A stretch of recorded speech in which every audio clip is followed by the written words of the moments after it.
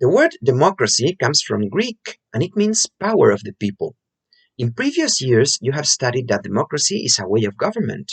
This is correct, but democracy, as we will see in this unit, must also be a form of living if democracy is going to last. As a way of government, from an institutional point of view, democracy is characterized by popular sovereignty, meaning that people have the power. In a democracy, there are free elections. People can vote, participate, and choose freely in open elections between different options. Moreover, in a democracy, there is division of powers. This means that the powers of the state are separated, exercised by different people to prevent abuse. The legislative power is in charge of making the law, and this power is exercised by the parliament. The executive power, who is in charge of applying the law, enforcing it, is exercised by the government. Finally, the judiciary branch of the power is in charge of punishing people who break the law, and this is exercised by tribunals and judges. Another important aspect of the institutional dimension of democracy is the respect of the rule of law. The rule of law is respected when the law is the same for everybody, and what must be done is determined by the law. In a country where the rule of law is respected, what must be done is said by the law, not by the king or by the president. But as we said, all these aspects, which are extremely important, are not enough to guarantee that democracy is healthy and real. In a real democracy, there is also a commitment of citizens with the common good. So democracy is also a way of life based on the common sharing of basic ethical values such as freedom, equality, solidarity, and justice, and also based on the respect of human rights. Democracy, as you know, has not always existed. There was a brief period in antiquity, around the 5th century BC, where democracy was invented in Athens, Greece, but it didn't last long.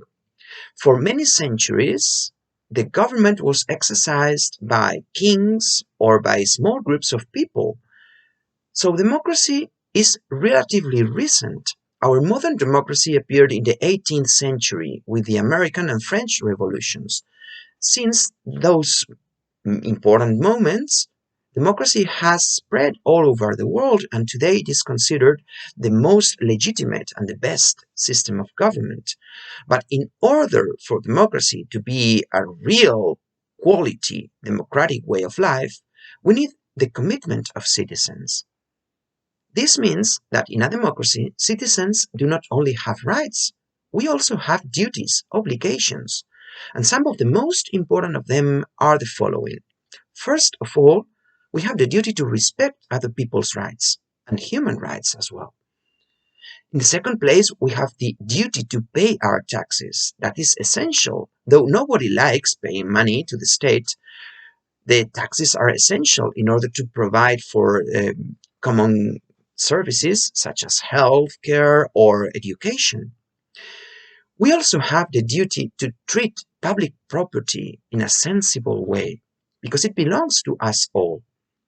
And finally, we also have a duty to participate, to take part in political life. So voting is important, and it is also important to express our opinions, making participation in what we call civil society.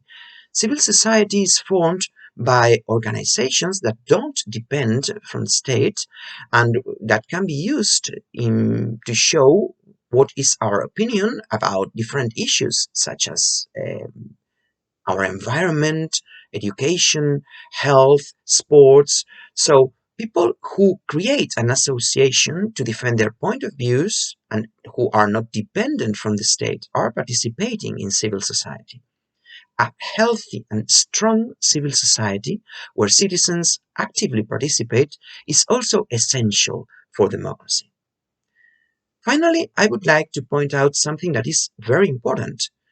A good democracy demands also that there is a decent standard of living for their citizens. In a country where people do not have enough resources to have a good kind of life because they lack food or shelter or clothes, we cannot talk about a real democracy.